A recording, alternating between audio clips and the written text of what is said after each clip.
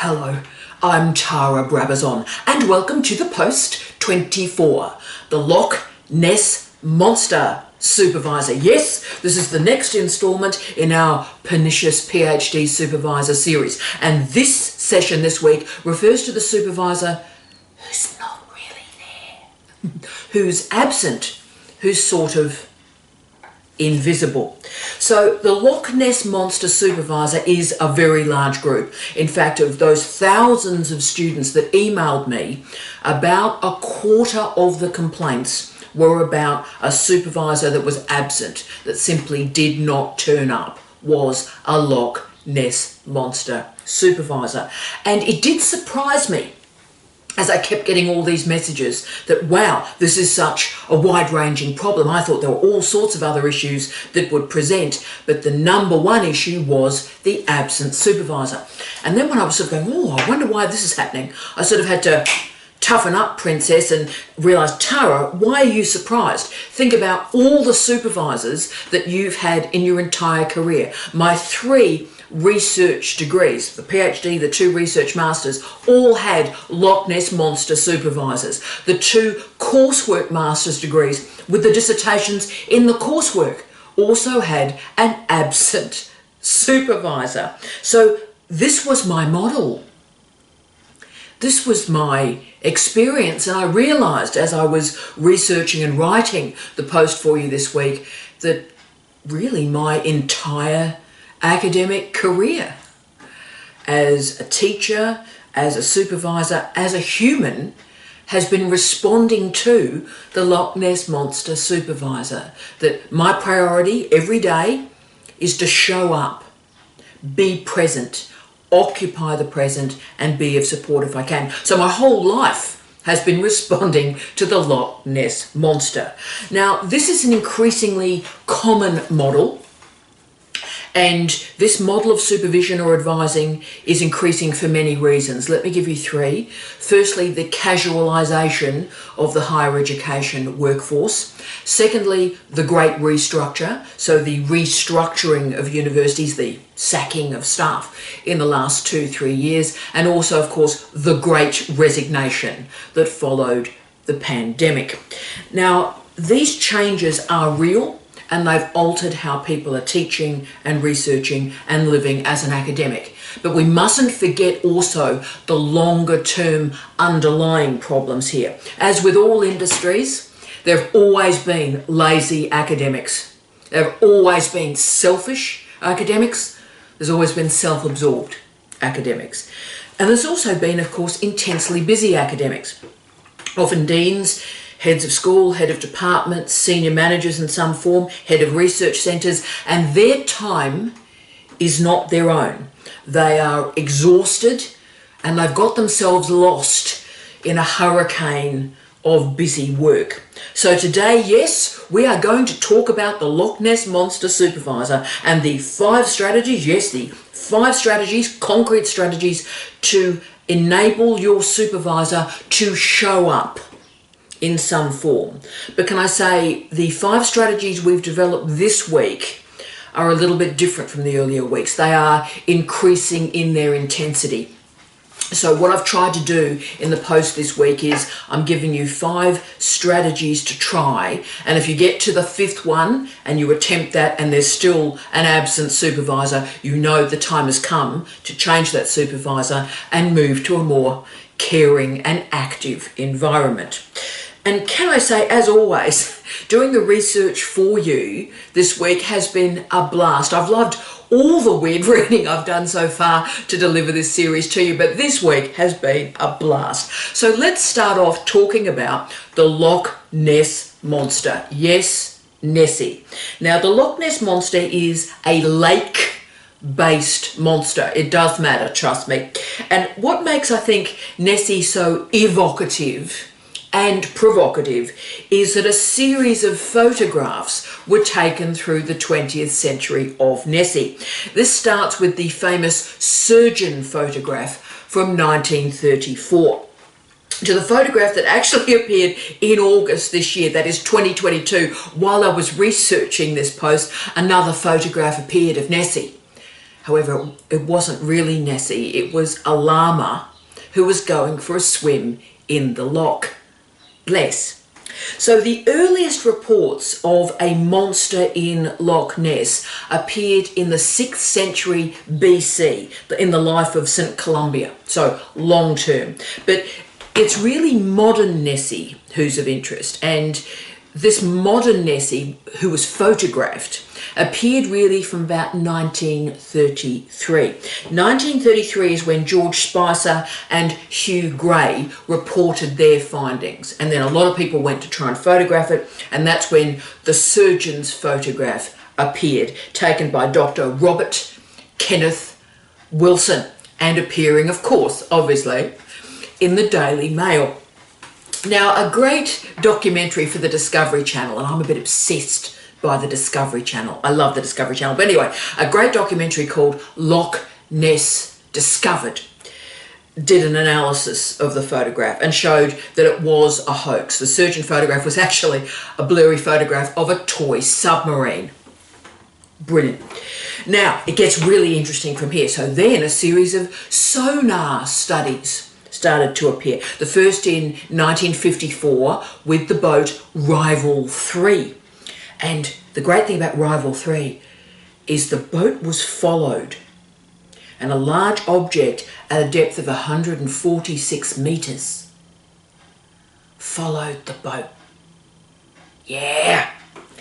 And then there was another sonar study done in 2011 by Captain Marcus Atkinson, and by 2021 that photograph was also discredited and identified as algae. Oh, this is fantastic. So as you can see, the photographs and the video of Nessie have continued really for well over a century.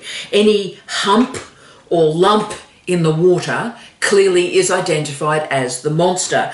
And this concluded with a lovely moment, I would argue, in 2015 when Google commemorated the 81st anniversary of the surgeon's photograph with a fantastic Google Doodle. There is sort of an ending to this story though, and really the ending to this story happens in 2018. A DNA survey was done, a study between the universities of Copenhagen, Hull, the wonderful Otago, and the Highlands and the Islands universities. These are some of my favourite universities in the world. Have a lot of friends in the University of the Highlands and the Islands. Hope you're fantastic. Hope I get to see you again really soon. But anyway, these wonderful universities got together, and the research they conducted confirmed that there were no great fish that were present in the DNA. So there were no sharks, there were no sturgeons, there were no catfish DNA present in Loch Ness. There were a hell of a lot of eels. Yeah, a lot of eels. But I think the crucial bit was no reptilian sequences were found. Okay, so 2018, the carnival's sort of over. The Loch Ness Monster, though, remains part of Scottish folklore and is internationally famous. And really, if I ask all of us as a family to get together and close our eyes and think about Nessie, almost all of us, that image, I've got it right in my eyes now, that image of that long neck and that humped back starts to appear for us. Now that is fame. So it is a sea serpent or a water dragon. Love this stuff. So look, Nessie is a hoax, and that makes it, of course, quite important to cryptozoology, which is a fantastic field, rather than using scientific methods and methodology. So what we need to focus on with the Loch Ness Monster is really the imagining of the Loch Ness Monster, the myth, and the notion of something being absent. But it is an imagining, a myth, that has incredible meaning. We love monsters. We do. And I think the monsters become even more fantastic if they're just sort of out of sight. They're just beyond our reach. So Nessie remains a really powerful model for us today, particularly for our pernicious PhD Supervisor series, because we want to believe that supervisors exist. We want to believe that they really, really care for us. But the evidence that we see, a few grainy photographs and a bit of video, really tell us a different story. So let's now take the fantastic Loch Ness Monster and create it as a trope or a model for supervision. The Loch Ness Monster supervisor at its most basic is the absent supervisor, the supervisor that's listed on your academic record that you never actually see.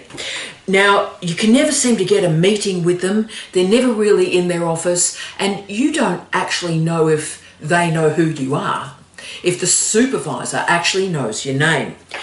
What's happening is there's been a confusion here. Many causes of the Loch Ness Monster supervisor. One is a confusion between the PhD student and the postdoc. So the supervisor treats the PhD student and the postdoc pretty well the same. And they're left alone to be independent and get on with it because they're being paid. And of course, students are not being paid most frequently. They're being paid, and they're being paid to deliver results. So they've just got to get on with it. The challenge is, I think, when that PhD student is treated the same as a postdoc, because we forget that the PhD student is a student. They are undergoing research training. The PhD student is being taught by a teacher. But the Loch Ness Monster supervisor treats everyone with the same level of neglect, the same level of expectations, but also the same level of neglect. And this has always been a problem. This has always been a problem in international higher education, but I do believe the pandemic has made it worse. Tell you why. Before the pandemic, you may just get a glimpse of Nessie in their office, right? And, you know, I certainly have a lot of memory in my career when a colleague was a Nessie, and students would sort of camp in front of their office and wait for them to appear at a certain point. I'm sure you've seen that as well. So if I just sit in front of this office long enough, this person is going to show up. But of course, after the pandemic, the great gift of remote work and flexibility, and of course that's a great benefit to so many students and staff members with caring responsibilities and so forth, but the challenge of this remote working is that it allows the Loch Ness Monster supervisor and workers to hide pretty well permanently. They'll never be cited in their office. So the reason why some student candidatures have blown out of control through the pandemic is because their supervisor is a Loch Ness Monster, and neither the student nor the supervisor were able to manage digital meetings. So they hid. The supervisors and the students who used digitisation as a barrier to conduct their research, they are the group that have suffered the most. You're seeing it in the data sets at the moment, colleagues. So we're seeing some students finish their PhD faster through the pandemic because they got digitisation to work really well for them. And of course, others with the Loch Ness Monster, they're still in this torturous, difficult situation. The pandemic has meant that the opportunities for Loch Ness Monsters in higher education to simply disappear, those opportunities have increased. Now, I certainly understand the gift of remote work and the gift of flexibility. And look, if anybody talks about the value of being in the office, we're often sort of ridiculed as being trolls or Luddites or the Wicked Witch of the West. Because how could you argue against remote working? It's got a huge number of benefits. But the problem is that remote working also masks or hides the behaviour of Loch Ness Monsters. It enables spaces of neglect. Loch Ness Monster supervisors also enable, permit and support a whole series of other bad behaviours from supervisors and advisors. So in this pernicious PhD supervisor series, we're talking about the predator, we're talking about the battery hen, we're talking about the white pointer shark supervisor. And in all cases, this dreadful behaviour is enabled, supported, or just allowed to continue because there is a Loch Ness Monster absent supervisor. There's nobody to go, don't do that, you're behaving disgracefully. The Loch Ness Monster is simply gone. So this absence means that the co-supervisors can continue to behave dreadfully. Now, unlike the other models that we've introduced in this series so far, there are two types of Loch Ness Monster supervisors. There's the benevolent and there's the intentional. The intentional Nessie is lazy, is getting away with bad behaviour because they can. They do not care about you. They don't care about anybody except themselves.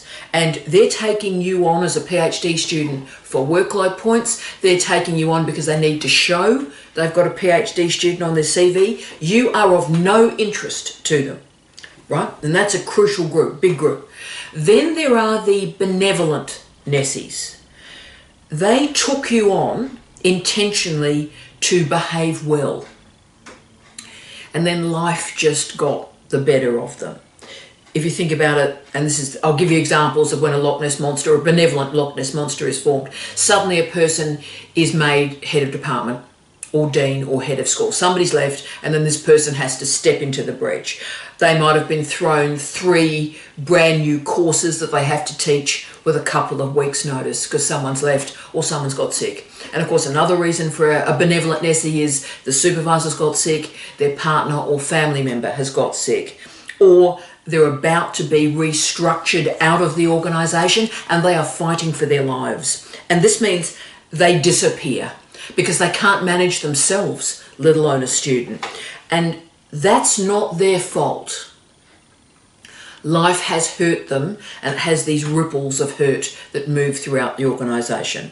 And also remember, let's get real here. If you have made a decision to have as your supervisor a big name, a senior academic, an important person in a research field, and if you've made a decision to have a head of school, a head of department, a dean as your supervisor, then you have to know that you've made a decision to take on a very, very, very busy person. And let me explain what that busyness looks like. Every week, 30 plus hours of meetings are already present in that person's Microsoft calendar.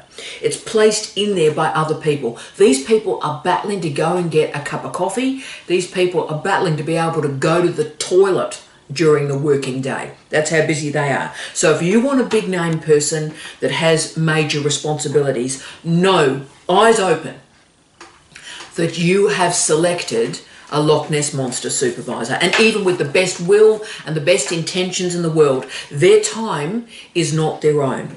The Loch Ness Monster supervisor neglects students, frustrates students, and is simply absent from the candidature. They're not available to give you feedback or to support you or to provide compassion or understanding. They have trouble even finding the time to sign off your forms to enable your milestones. Now, as I stated at the start of this vlog, this is the most common complaint from students, and it is beyond what I had thought or imagined would be the challenges in doctoral education today. But what we now need to do is find those 5 strategies to find Nessie. We need to find your Loch Ness Monster supervisor. And just remember my caveat as we go into these strategies. If you have selected a senior person to be your supervisor, they're working incredibly hard, they've got a lot of grants, they've got a lot of projects, don't think they're going to be able to stop your life, stop their life and supervise you. They're not. You have made a choice, and there may be benefits in having that very senior famous person as your supervisor. But if a busy person takes you on, know what that means. They've got keynotes, they've got deadlines around the world. And for colleagues out there, and this is a dean, former head of school, former head of department speaking, how I handled my students, and I had a lot of them through these jobs, is I used to construct one morning with all my students seen in a row with 30 minutes, 30 minutes, 30 minutes, 30 minutes, boof, concertina it in, and that time would be blocked off forever. But that is hard to do. Everybody's got to be disciplined, and if a student misses a meeting, if a student turns up late, there's no way to make up that time, right? So that's how you handle this situation, but it is incredibly taxing on all parties. So let's understand this context and let's try and make it better for you. Here are the 5 strategies, each with increasing seriousness this week.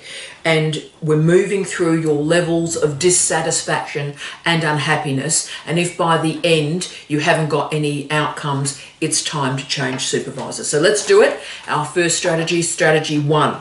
Here we go. Send an email once a week that presents your progress. Okay, this is incredibly important. Your Nessie may not be able to commit to a meeting, or they might not want to commit to a meeting. Therefore, you need to deploy multimodality, change the modes, change the platform of communication. So once a week, send an email. And you need to try and make that email appear at the top of their box, right? Their inbox. So make sure the email arrives around 9 o'clock on a workday. Okay. And send that email at the same regular time each week. So the reason you've done that is when Nessie turns on her computer, the first message she sees is yours. So write this email carefully. Keep it short, keep it sharp. This is really important. You do a War and Peace email, it's over. Okay, it's over. This needs to be short. So in this email, have the 5 tasks or jobs or ideas you've been investigating this week in bullet points. Boof, boof, boof. That's what I've been doing. Bang. And then also ask one question at the base of it. So the 5 tasks you've been doing and 1 area for their feedback. Now, this strategy has a lot of advantages. Firstly, you are in touch with your supervisor. You are pretending that it's a 2-way mode of communication. But like that old cliche, fake it before you make it. And if you sort of imagine that the conversation is 2-way, very often it becomes a 2-way conversation. So it's your strategy to get that engagement back again. Now, if your Nessie is benevolent and just simply exhausted, the asynchronous nature of the emails will help them. They'll be able to answer that email either before their meetings start for the day or in between meetings. Therefore, use the power of asynchronous communication, that is emails, to wedge into your Nessie's timetable. I'd also advise 2 other strategies too for your well-being. Start to attach to that correspondence an email arrive notification. You know that thing you just click a little bit extra, and so when the emails arrive, you get a notification that the email has got there. That's important, and you need that, so file those notifications. This will be important later on. Now, after 8 weeks of pretending that this is a 2-way mode of communication, if you've not received a reply to any of your messages, then activate that read receipt function of your emails. This is quite important. So this is when you send an email and the person who receives it has to click something that they've received it. Now, they may not click that. They don't have to. They may not click that. But when they see that notification, they will know that you are frustrated and that you're desperately trying to get in touch with them. So these strategies are respectful of their time and also respectful of your time. Okay, first strategy, cool, could work. 2, set up or reset the relationship. Students and supervisors in a PhD program have rights and roles and responsibilities. Most universities around the world these days have a document or a policy or a procedure that describes the minimum level of supervision that is required by the institution. Some institutions call it a supervisory charter, some have a supervisory or PhD policy. But most universities these days list student rights, supervisor rights, but also student responsibilities and supervisory responsibilities.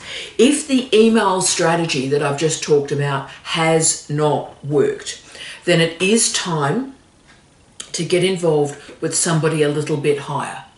Now, it may be a higher degree coordinator, it might be your Dean of Graduate Research, and at this point I would render the meeting a confidential one, okay? Just get advice, log it, explain what's occurring, and get some advice from these people who know a lot about supervision.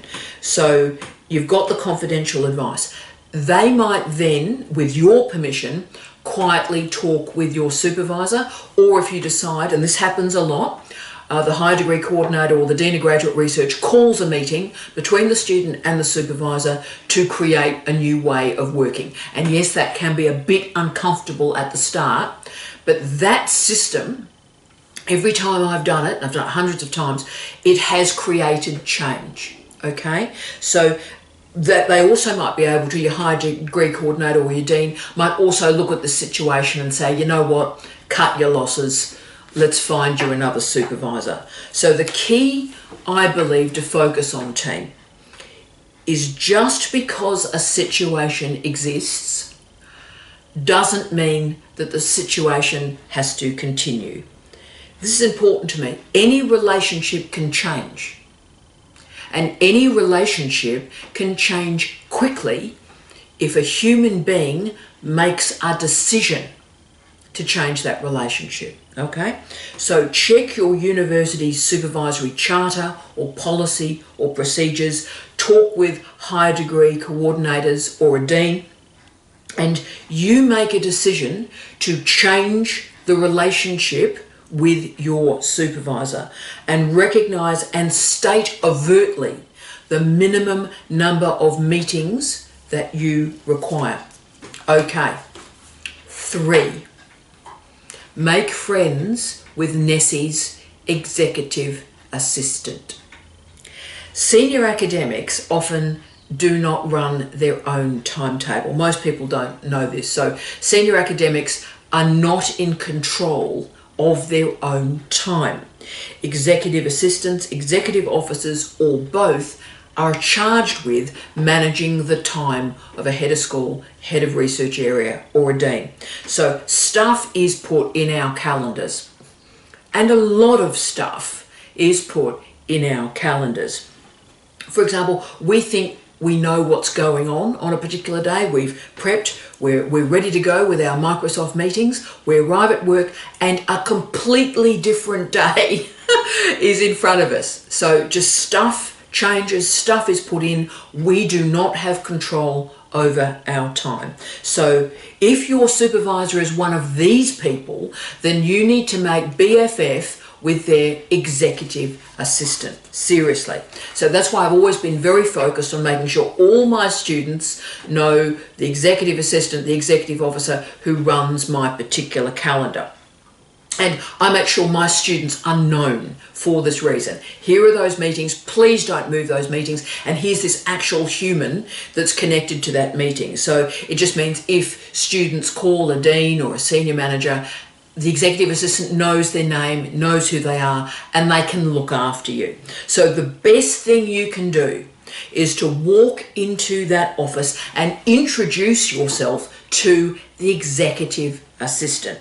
Explain who you are and explain you'd really like a regular meeting popped in the calendar. And that is how you get into a senior person's calendar, and that is how you stay there. Nessie has no power over their time. So you need to find Nessie's executive assistant. They have the power. They will get you into the calendar. So get the regular slot, the regular booking put in place for the entire year. And that is how you get your meeting. Okay, 4, here we go. Book short online meetings and make them efficient. You will be waiting until the end of time. Yes, the zombie apocalypse, waiting for the Loch Ness Monster to put a meeting in their calendar for you. And further, you will be waiting until the zombie apocalypse if you hope that they're going to be alone in their office. If they're in their office, the chances are they're having a meeting with somebody else. But the gift of digitization, and this is new, is that 15-minute meetings can be put into a calendar. So write to your Loch Ness Monster, write to their executive assistant, confirming, being respectful, confirming how busy they are, respecting their frantic lives, and ask for a 15-minute slot to talk about one key issue. Now, 15 minutes for any human is doable. But if you're thinking about the best time to be in place, it's not Mondays. Mondays you're handling the bushfires of what happened on the weekend. Tuesday to Thursdays are the meat and potato days. They're the days where the regular meetings around the university are put in. Aim for Friday morning, about 9:30, 9:45, and go for a 15-minute meeting there. Say that 15 minutes will do, and you're going to use that time to discuss just one topic, and that'll provide the springboard for your work the following week. So be efficient for me. Focus on one key task or one key question for you. If you want your supervisor to read a document, they're not going to be able to read a chapter for you. They're going to be able to read 2 pages. So don't send them your thesis and ask them to find those 2 pages. They haven't got time for that. Send them the 2 pages. And you need to make every possible engagement with them as efficient as possible. So what you're doing is you're training Nessie. You're training Nessie that something can be done in 15 minutes. You're giving them 2 pages to read so they won't disappear on you, because they can give you a bit of work in that 15 minutes. Now remember, this Loch Ness Monster supervisor, they're not going to be available to deal with your worries and your stresses, your career development, reading a chapter a week. They are not going to be able to do that for you. You're going to need another supervisor to do that. But if you need clear advice on one task each week, or feedback on 2 pages with you writing through a current idea, then Nessie will be able to do that for you. So remember, most of the strategies we're talking about here are helping you wrangle a benevolent Loch Ness Monster. But if your Nessie is lazy, ripping off the system, they don't care about you, in fact they don't care about anything, then you see that's a disciplinary matter.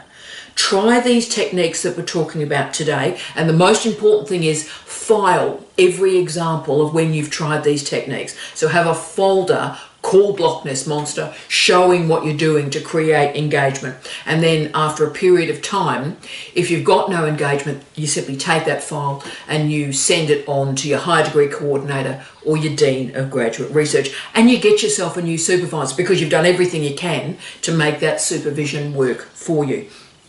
But my final strategy, strategy 5, is really the final moment, the deal breaker moment in your candidature. This is the strategy that is going to determine whether or not Nessie remains a part of your professional career. So this is the deal breaker one. Let's do strategy 5. You express the pain and the crisis of your candidature in a direct and clear fashion. Most Nessies are not cruel, they're not psychopaths, they're not narcissists. Most are simply impossibly busy, deeply underskilled in supervision, or do not understand student needs. They may not care about student needs, but let's give them the benefit of the doubt for a moment. So if this has gone on 3 months, perhaps 6 months, and none of those earlier strategies I've talked about have worked, it is time to write the final email. And this is what it needs to look like. Subject heading is urgent help required. That's the subject heading. And then put the, you know, that terrible little angry exclamation mark, the red thing. I'm going to gouge your eyes out. Put the urgent, frightening little red exclamation mark attached to the email as well. And in this email, short and sharp, but still express yourself, explain the situation. Explain that you are confused in your research journey. You've worked for 3 months completely on your own, and you urgently need advice and support on a key issue, and you require a 15-minute meeting this week. Now, if your Nessie does not reply to an email with the subject heading urgent help required, you need to get out of there. That person is not going to be available. They're not going to help you with the thesis, but even more than that, they're not going to be available to write that important reference for you to get a job, and they're not going to be able to process your doctoral examination in a timely fashion, okay? So it is time to cut your losses. Most Loch Ness monsters will be shocked by your email, and they will respond. And then at the moment they have responded, use the other 4 strategies that we've talked about to reconnect them to your thesis, involving particularly the executive assistant to get into the calendar. So, the absent supervisor is a really big problem. It is, though, an invisible problem. The strategies to manage the Loch Ness Monster supervisor are probably the clearest and the most obvious that we're going to talk about in this series. You may be dealing with a selfish, self-absorbed narcissist supervisor. You may also be dealing with an absolutely frantic, frightened academic fighting for their job. But the consequences of both these Nessies are the same on you. You can't see your supervisor when you need them. So there's no predictability, there's no regularity, there's no reliability. And of course, the thesis simply cannot be completed, and certainly can't be completed quickly without a supervisor. More importantly, the Loch Ness Monster supervisor is going to have consequences on your entire life. And this is the very upsetting and moving part of the research I did for you this week. I followed the work of Matthew Rock, and he explored in his research the impact of unavailable people on the rest of our lives. So if somebody is unavailable to us, what does it do to us? And Rock's research showed that we walk around life wounded. We have difficulty creating boundaries with other people. We have a negative self-image, negative self-talk. We also have difficulty accepting others on their terms. We feel insignificant. We can't manage even low-stress environments, and we're pretty rigid in our engagement with other people.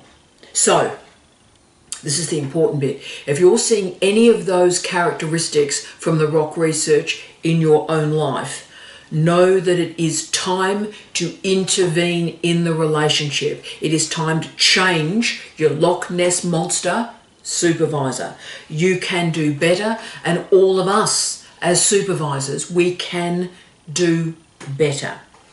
We have to take responsibility for our actions, even in really tough times. And remember, most of us have seen our share of Loch Ness Monster students as well. Students that we're desperately trying to find for days, for weeks, for months, and even years. So together, let's remember that Nessie is a fabulous but imaginary monster. All of us have a responsibility to live in the present and be present in our present. And as I was writing the end of the post this week, I remembered a really special poem called The Snowman, another imaginary monster, written by Wallace Stevens in 1921. And here's just a couple of lines of this great poem. Quote, "For the listener who listens to the snow and nothing himself beholds nothing that is not there and nothing that is." End of quote. Wow. For me, that's always been the greatest courage, to quote, "Behold nothing that is not there and nothing that is." End of quote. If you think about it, PhDs are filled with nothing. What could be, perhaps what once was. But our job is to behold that nothing, create something, and make it meaningful. I wish you love, light, and peace. Tea out.